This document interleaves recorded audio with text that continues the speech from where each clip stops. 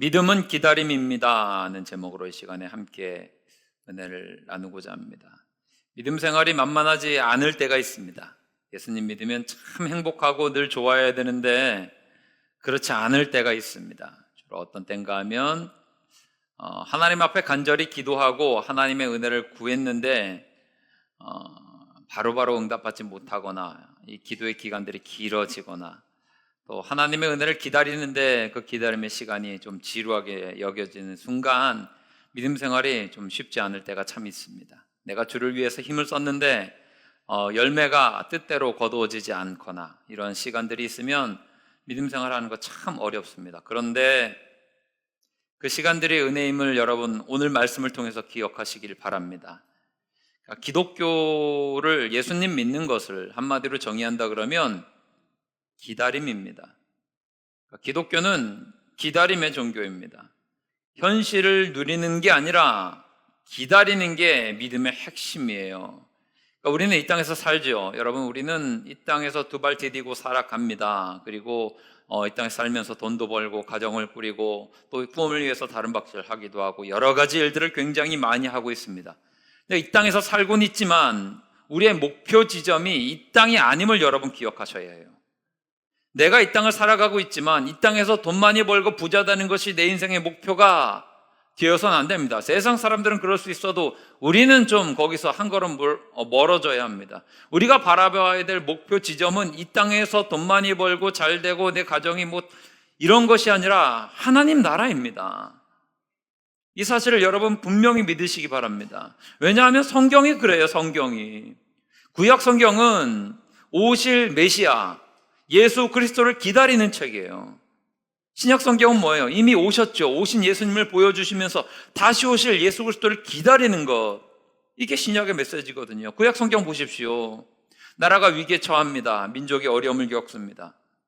범죄로 나라가 망하기도 하고 포로로 끌려가고 하나님의 징계로 말미암아 큰 어려움의 시간들마다 성경은 어김없이 구약 성경은 메시아의 메시지를 계속해서 선포하죠.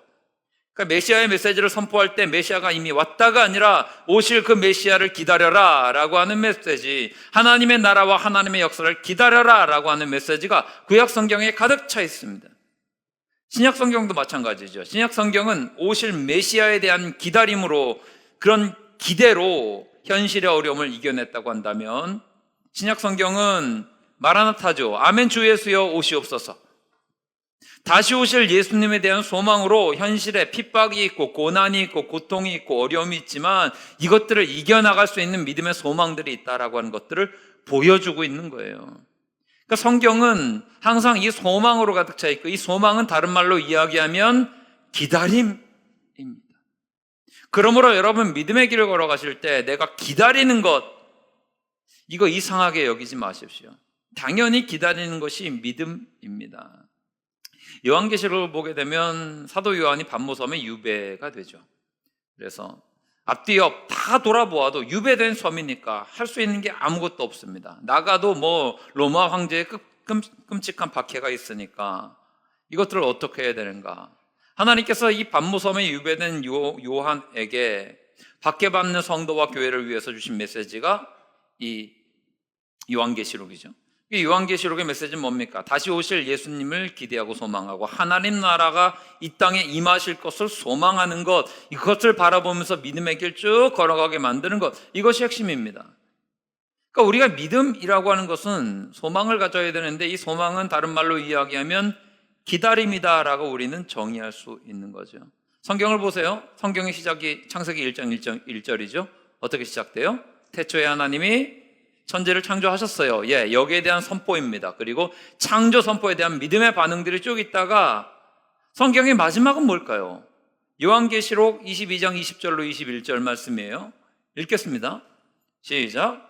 이것들을 증언하신 이가 이르시되 내가 진실로 속히 오리라 하시거늘 아멘 주 예수여 오시옵소서. 주 예수의 은혜가 모든 자들에게 있을지어다. 아멘. 창조를 믿음으로 받아들이는 것으로 시작해서 다시 오실 예수님에 대한 소망으로 덧입는 것, 이게 성경이에요. 시작과 끝이에요. 그래서 교회는 시작부터 기다림의 종교다라고 이야기할 수 있죠. 그 초대교회가 고난이 극심했을 때 성도들끼리 비밀 사인 만든 게 익투스입니다. 여러분 예수님 믿는 사람들 자동차에 그 물고기 이렇게 붙여놓고 있는 거 아시죠? 이걸 익투스입니다. 이게 물고기란 뜻인데, 이 익투스라고 하는 말은 예수 그리스도 하나님의 아들 구세주, 여기에 대한 헬라어 첫 글자를 딱 따서 만든 게 익투스 물고기고요. 이 표시가 예수님 믿는 초대교회, 그 믿음 좋았던 초대교회 교인들끼리의 사인이었습니다. 이게 기독교를 특징 짓는 모습이죠. 주님의 오심을 기다리는 것, 주님의 역사를 기다리는 것, 주님의 일하심을 기다리는 것, 이게 믿음입니다. 그러므로 여러분 믿음의 길 걸어가실 때 하나님이 자꾸 기다려라 라고 하고 사인 주시는 것을 이상하게 여기지 마십시오. 왜냐하면 그게 우리의 믿음의 본질 중 하나이기 때문에 그렇습니다. 불행하게도 오늘날 기독교는 우리의 믿음들은 조금씩 변질되어 가고 있는 것 같습니다. 그러니까 어떻게 변질되냐면, 기다려야 되는데 하나님 나라 기대하고 기다리고 하나님 나라 바라보고 소망하고 다시 오실 예수님을 기대해야 되는데, 수많은 믿음의 사람들이 교회에서 선포되는 메시지, 혹은 저도 그렇지 않은가 말씀 준비하면서 좀 부끄러운 모습으로 돌아보긴 하였는데, 현세를 누리는 종교로 막 바꾸어 가려고 그래요. 우리의 믿음도 현세를 중심으로만 가는 것 같고, 그러다 보니 변질되기 시작하는 겁니다. 믿음의 핵심은 기다림인데, 어찌 보면 기다리지 못하는 성도들만 양상하고 있는 것은 아닌가라는 생각을 합니다. 우리의 시선의 초점이 하나님 나라가 있지 않고 이 땅에서만 이렇게 있는 거예요. 하나님 돈 많이 벌게 해주십시오. 이거 귀하긴 하지만 이것이 우리의 믿음의 핵심이 되어서는 안 되거든요. 하나님 나라 소망이 있어야 되는데 이게 사라집니다. 하나님 우리 자녀들 잘 되기를 원합니다. 잘 돼서 뭐 하려고요? 걔네들 다 교회 떠나고 믿음 떠나고 세상에서 잘 나가면 그것이 복입니까? 복 아닙니다. 믿음의 길로 멀어졌는데, 구원받지 못한 백성이 되었는데 어찌 그게 복입니까? 그리고 그런 것 가지고 자랑합니다. 우리의 자녀들은 믿음의 길은 벗어나긴 하였는데 세상에선 잘 나가요. 이건 부끄러울 일이죠. 그런데 이걸 자랑하고 있습니다. 돈 많이 법니다. 세상에서 잘 나가고 있습니다. 잘못된 길을 가고 있습니다. 왜 우리는 기다림을 잃어버리게 되었을까? 어떤 신학자가 이런 정의를 하더라고요. 언제부터 기독교가 점점 변질이 되기 시작했는가? 핍박을 받았던 기독교가 로마 제국의 국교가 되죠. 그러면서 현세의 권세를 누리게 되면서 교회는 기다림을 잊어버리게 됐다 그래요. 그러니까 교회 교황이 황제보다 권력이 뛰어나게 되어서 세상 모든 권력들이 교황 밑에 머리를 조아리게 되는 그 순간, 교회는 하나님 나라를 바라보는 것이 아니라 이 땅에서의 삶만을 바라보면서 나아가게 되었다라고 하는 거죠.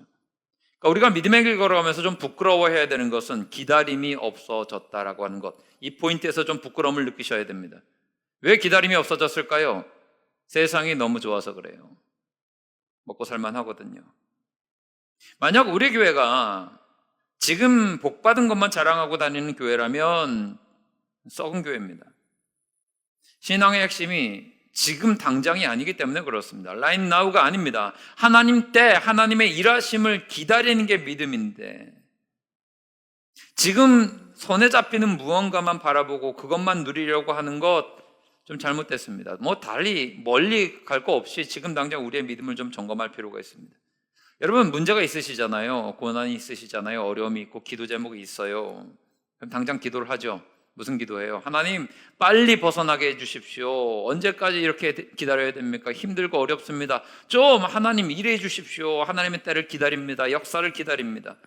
이 기도는요 괜찮습니다. 인지상정이죠. 어려운데 어떻게 이 기도를 안 해요? 하나님 제가 능력이 없습니다. 어렵습니다. 막 힘들게 하나님 앞에 붙드는 것은 우리가 해야 될, 붙들리고 하나님의 은혜를 구하는 것은 당연히 우리가 해야 될 일입니다. 그런데 주의해야 될 것은 주로 하나님이 응답을 좀 이렇게 주시는 것 같아요.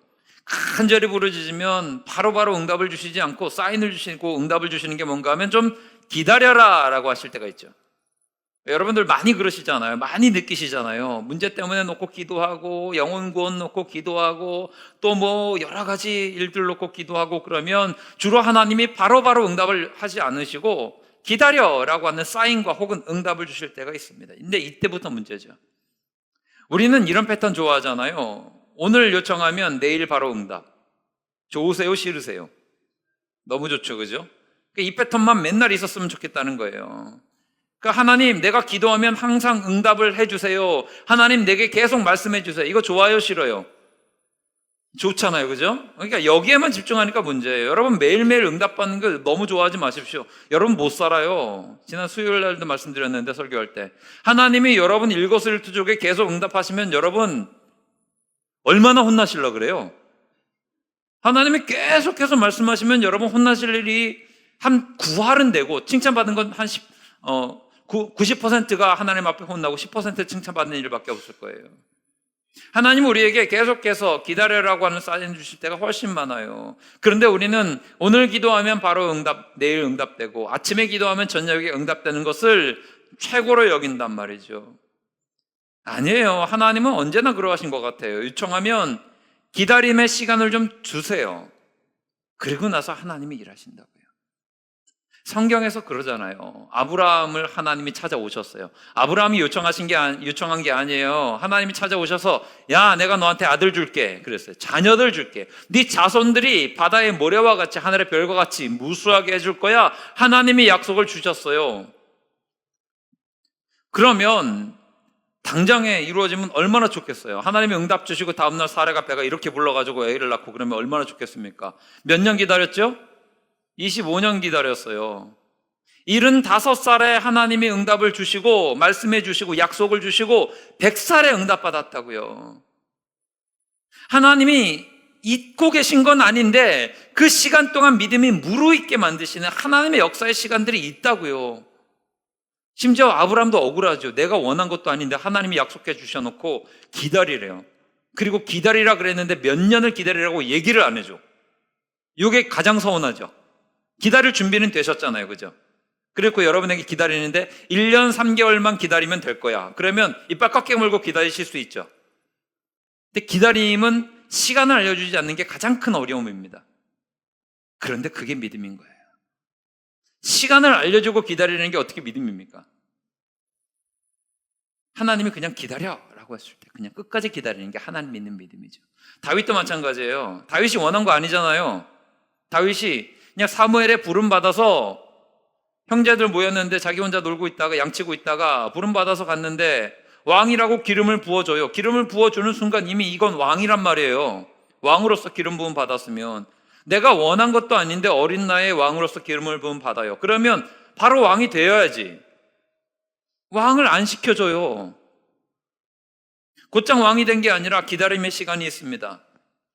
골리앗 무너뜨리고 나서 잠깐 반짝하다가 그 다음부터는 광야 생활 시작이에요. 사울 왕으로부터 계속 핍박받고 쫓겨다니고 미친 척하면서 자기 자존심 다 구기고 외면받았던 사람들이 겨우겨우 모여서 무리 만들고 나중에 헤브론에서 왕되고 바로 왕된 거 아니에요. 전체 헤브론에서 유다 지파의 왕이 되고 그 이후에 나중에 이스라엘 전체의 왕이 되는 과정과 기다림의 시간이 분명히 있었습니다.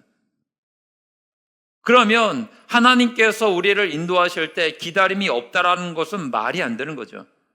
중요한 것은 우리가 생각해야 될 것은 기다리는 게 만만해요, 만만하지 않아요? 해보신 분들은 압니다. 만만하지 않아요. 하나님께서 기다림에 응답을 주시면 좀 허탈하죠. 약간 절망스럽기도 하고 좀 맥이 빠집니다. 그런데 여러분 그거 하셔야 돼요. 기다리라 사인 나오시면 기다리시기를 바랍니다. 오늘 말씀은 다윗의 노래인데 사울 왕에게 쫓겨다닐 때 불렀던 노래예요. 어려움이 있었죠. 보세요. 2절 말씀 읽겠습니다. 시작. 나를 기가 막힐 웅덩이와 수렁에서 끌어올리시고 내 발을 반석 위에 두사 내 걸음을 견고하게 하셨도다. 이 기가 막힐 웅덩이와 수렁이 사울이에요. 이 사울은 이상한 사람이죠. 변덕은 그렇게 들끓어요. 조석으로 아침에 좋았다가 저녁에 나빴다가 시기와 질투 있다가 또 하나님 믿는다고 막 하나님 찾았다가. 그런데 그렇게 조석으로 변했던 이 사울이 끈질기게 끝까지 포기하지 않았던 게 있는데 사울은 다윗 죽이는 것은 변덕스럽지 않았습니다. 저놈은 내가 어떻게든지 죽여버려야지 하면서 군대를 일으키고 자꾸 쫓아다녀요. 포기하지 않는다고요. 그런데 이 다윗은 이것을 극복을 해요. 그리고 하나님을 찬양하는데, 오늘 그 찬양이 오늘의 노래인데 어떻게 이겼다고 그 비결을 이야기하는 게 1절에 나와 있죠. 1절 말씀 보세요. 읽겠습니다. 시작. 기다리고 기다렸더니 귀를 기울이사 나의 부르짖음을 들으셨도다. 아멘. 다윗이 잘한 게 뭐예요? 기다리고 기다렸어요. 기다리고 기다리고 기다리고 기다리고. 다윗의 승리의 길에는 뭐가 있었냐? 기다림이 있었습니다. 여러분 기다리시기 바랍니다. 조급하게 뭔가 좀 하려고 하지 마십시오. 좀 참아보세요. 아브라함이 그랬죠. 하나님이 아들 주겠다 약속했는데 안 주시는 거죠. 그러다 보니 혼자서 생각해요. 이거는 사라를 통해서 주실 것은 아닌가 보다. 나중에 어떻게 하죠? 이스마엘을 낳아요. 하가를 통해서 이스마엘을 낳아요. 그러니까 아브라함이 뭔가 좀 자기 힘으로 뭔가를 좀 해보려고 하니까 이게 모든 불행의 씨앗이 되죠. 지금도 그것 때문에 어려움을 겪고 있다 하잖아요. 왜 기다려야 됩니까? 그게 믿음이기 때문에 그렇습니다. 왜 기다려야 됩니까? 그게 사랑의 표현이기 때문에 그렇습니다. 여러분 하나님 사랑하세요? 정말로 진지하게 여러분께 여쭤보는 거예요. 정말 하나님 사랑하십니까? 그러면 기다리세요. 진짜 사랑하면 기다릴 수 있습니다. 예수님께 한 율법사가 찾아와요. 그리고 나서 물어요. 계명 중에 어떤 게 제일 큽니까? 예수님. 계명이 이렇게 600가지도 넘는데 그중에 가장 핵심적인 최고의 계명이 뭡니까? 우리가 목숨 걸고 지켜야 되는 게 뭡니까? 라고 물어봐요. 예수님께서 이렇게 대답하시죠. 마태복음 22장 37절로 38절 말씀입니다. 읽겠습니다. 시작. 예수께서 이르시되 내 마음을 다하고 목숨을 다하고 뜻을 다하여 주 너의 하나님을 사랑하라 하셨으니 이것이 크고 첫째 되는 계명이요. 아멘. 예수님께서 우리에게 일러주신 성도로서 구원받은 백성으로서 천국 백성으로서 목숨 걸고 지켜야 되는 첫 번째, 이거는 절대로 타협해서는 안 되는 하나, 뭐예요? 하나님 사랑이에요. 하나님 사랑은 우리가 목숨 걸고 지켜야 된다고 하는 거예요. 이거는 절대로 타협하거나 버리거나 배신할 수 없는 성도로서의 가장 큰 덕목이라 그러죠. 그럼 하나님 사랑을 어떻게 해야 되는가? 사랑장이라 불리는 고린도전서 13장 다 알고 계시죠? 사랑의 속성에 관해서 쭉 나열하는데 사랑의 속성에서 가장 먼저 나오는 것 여러분 주목하실 필요가 있습니다. 고린도전서 13장 4절에서 사랑은 다 알고 계세요. 첫 번째 나오는 게 뭐예요? 사랑은 오래? 네. 사랑은 오래 참아요. 그러니까 사랑에 관해서 사랑은 로맨틱해, 사랑은 마음이 몽실몽실해져, 사랑은 하여튼 사람이 녹아 없어져, 이런 표현을 하지 않으세요. 사랑의 가장 처음은 오래 참음이에요. 그래서 사랑하면 기다린다는 거죠. 하나님 사랑한다라고 하는 것은 하나님을 사랑하는 게 믿음의 가장 첫 번째 지켜야 될 계명인데 하나님 사랑에는 항상 뭐가 수반되어져야 돼요? 기다리는 것이, 참는 것이 수반되어져야 돼요. 기다림과 사랑은 긴밀하게 연결되어 있어요. 그래서 하나님을 사랑하고 하나님을 믿는 사람들, 하나님이 계속해서 기다림의 훈련을 시키시는 거예요. 왜냐하면 기다리는 것이 사랑이기 때문에, 그게 믿음 자체이기 때문에. 그러면 여러분 이렇게 생각할 수 있겠죠. 기다리는 걸 잘 못하거나 기다림이 어려운 이유는 뭘까요? 사랑하지 않아서 그래요. 남녀 사이가 있어요. 사랑하면 오래 기다립니까? 안 기다립니까?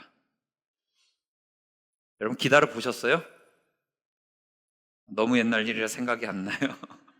그런 감정이 있었는지 잘 기억이 나지 않으세요? 사랑하면 오래 기다려요. 1시간이고 2시간이고 기다려요.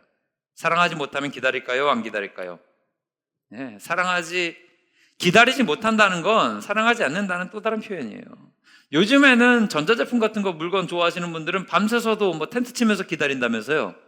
아세요? 그 물건 하나 사려고 밤새서 새벽같이 나가서 그 물건 파는 데 앞에서 텐트 쳐놓고 하루 종일 전날 저녁부터 기다리는 사람들이 있대요. 왜냐하면 그만큼 그걸 좋아하기 때문에.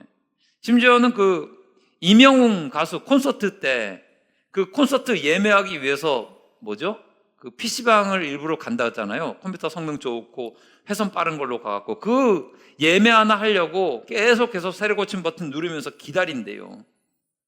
왜 그래요? 사랑하기 때문에 그래요. 사랑하면 기다릴 줄 알아요. 인내할 줄 안다고요. 모세가 출애굽 이후에 시내산으로 하나님의 말씀을 받으러 갑니다. 며칠 동안 있었냐면 40일 있었어요. 이 40일이 길면 길고 짧으면 짧을 수 있겠죠. 그런데 그 시간 동안 이 출애굽한 백성들은 못 기다렸어요. 못 기다리고 뭐 만들었죠? 금송아지 만들었어요. 우상을 만들어 버렸어요. 왜 금송아지 만들었을까? 오늘 말씀의 관점에 보게 되면 그 출애굽한 백성들은 하나님을 사랑하지 않아요. 사랑하면 여러분 다른 대안을 찾지 않습니다. 사랑하면 기다립니다. 그거밖에 없으니까요. 그런데 사랑하지 않으면 우리는 수많은 대안들을 만들어냅니다. 금송아지처럼 말이죠. 사랑하지 않으면 이것도 답이 될 수 있고 저것도 답이 될 수 있고. 남녀가 그렇잖아요.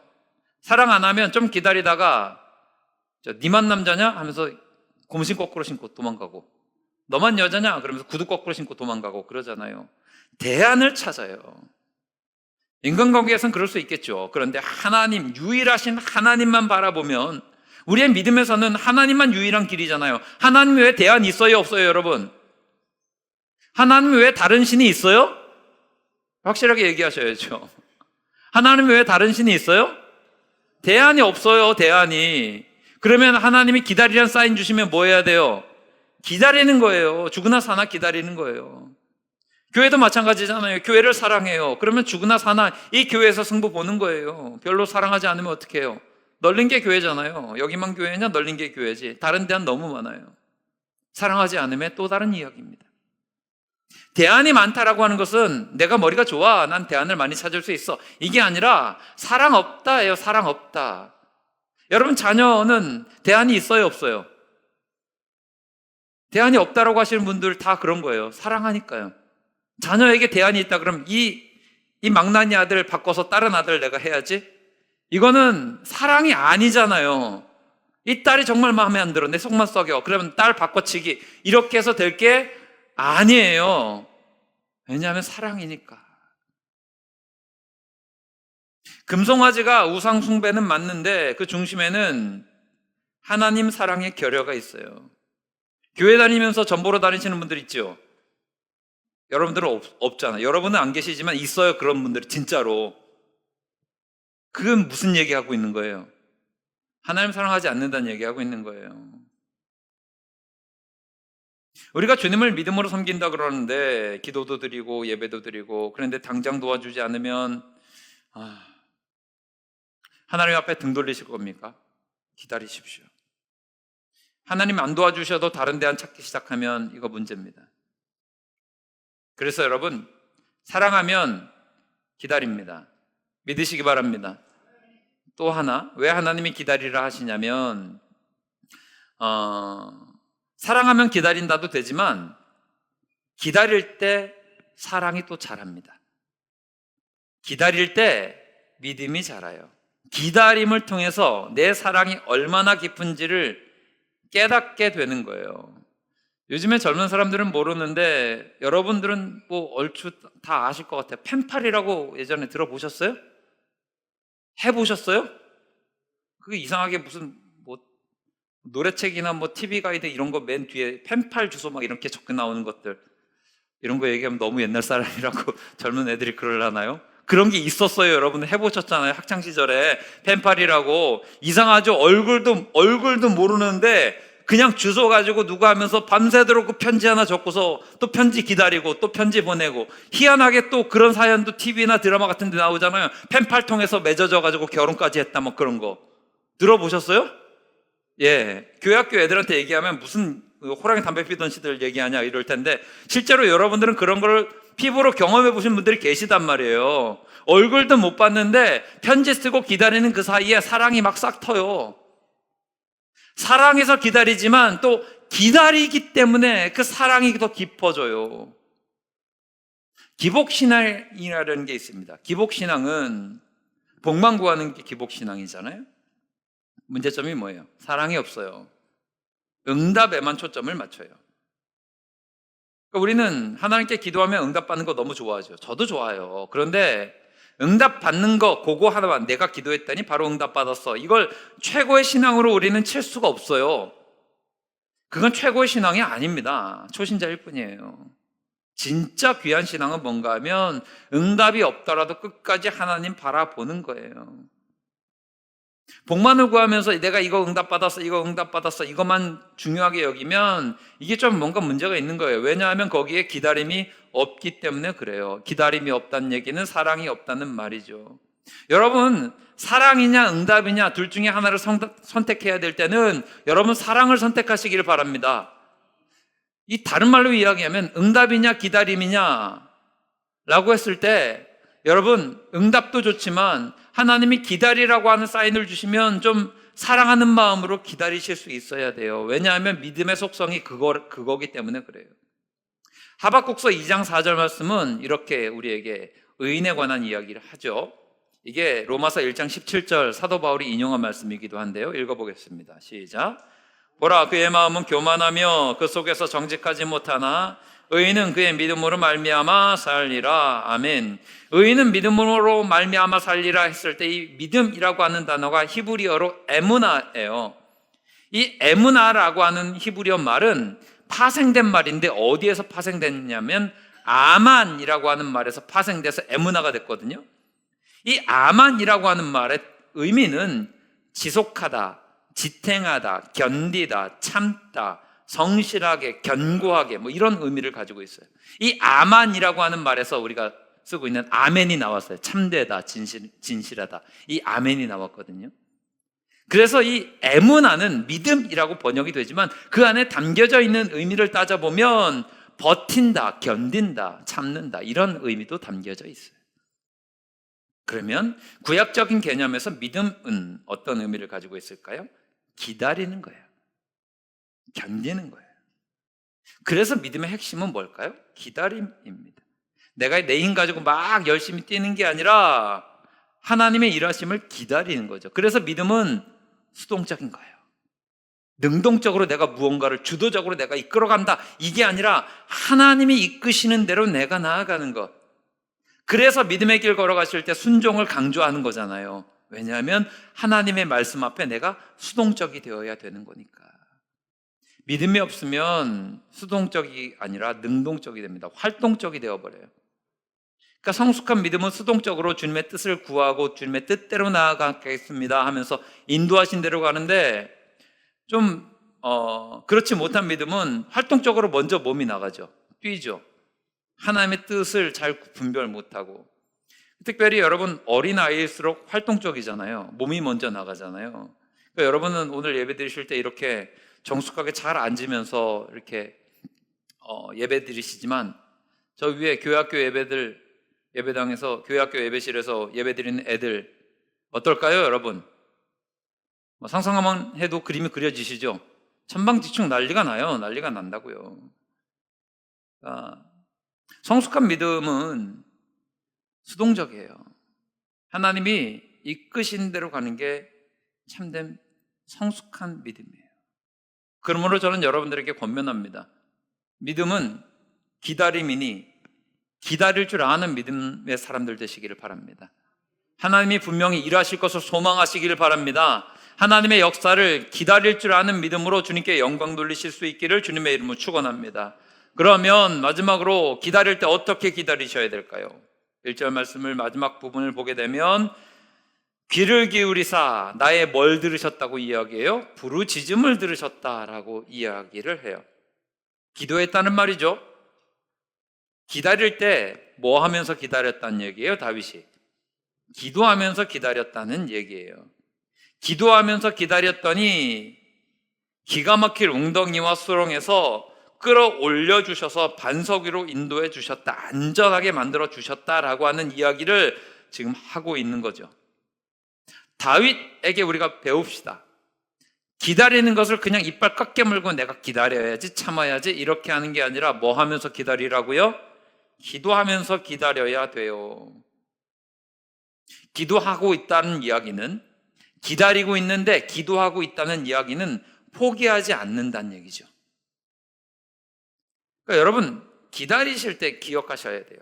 절대로 기도를 포기하지 마십시오. 기도하는 사람이 끝까지 이깁니다. 기다리고 기다렸더니 귀를 기울이서 나의 부르짖음을 들으셨도다 하니까, 기도하면서 기다리고 기다렸더니 하나님께서 응답해 주셨다, 그 말이잖아요. 여러분, 우리가 포기할 때 수순이 있어요. 포기할 때 제일 먼저 중단되는 건 뭘까요? 기도예요. 여러분 잘 보세요. 여러분이 뭔가 좀 믿음의 낌새가 이상하고 내가 지금 믿음이 좀 떨어지고 혹은 내가 좀 뭔가 중단해요. 기다리지 않아요. 그럼 뭐부터 사라질까요? 기도부터 사라져요. 이건 100%입니다. 기도부터 사라진다고요. 믿음의 사람인데 내가 기도하며 살아야 되는데, 기도가 인생 영혼의 호흡이고 내가 기도가 내 삶의 믿음의 가장 귀한 것인데, 뭔가 좀 이상하면, 기다리지 못하면 기도부터 사라집니다. 기도 사라지고 뭐예요? 내가 막 뛰기 시작해요.